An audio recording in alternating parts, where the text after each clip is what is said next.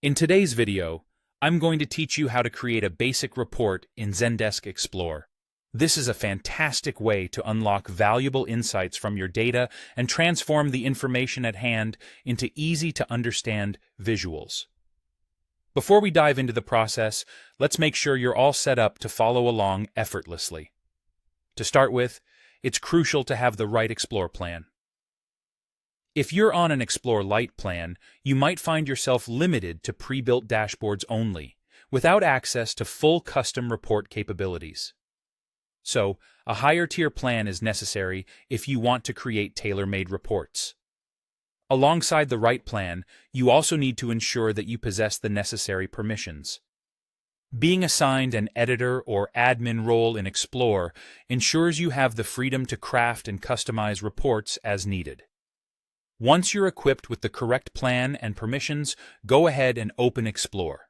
You can do this directly via Zendesk support or from the product tray, finding your way to the Analytics or Explore section. It's from here that the real creativity happens.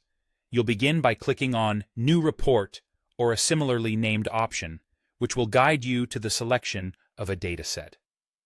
Choosing the correct dataset is pivotal.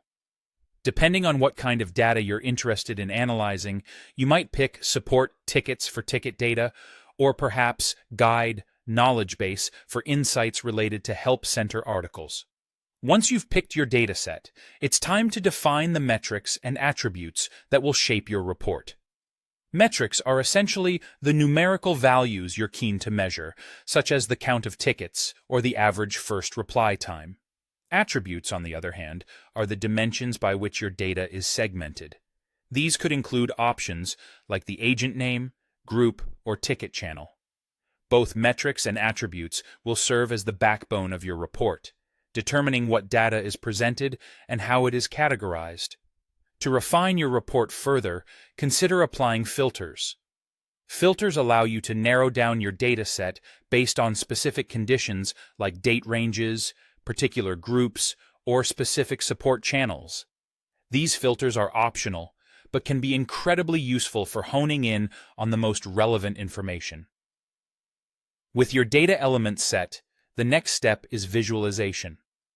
Zendesk Explore offers a range of visualization options you can choose from: bar charts, line charts, tables, and more.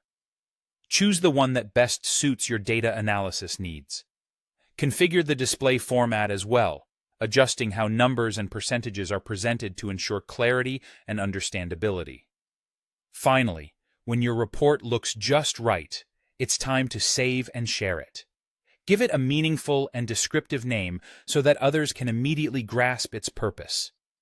Set permissions for viewing or editing to control access levels, and you may also want to schedule exports or provide shareable links, accommodating any ongoing or future reporting needs.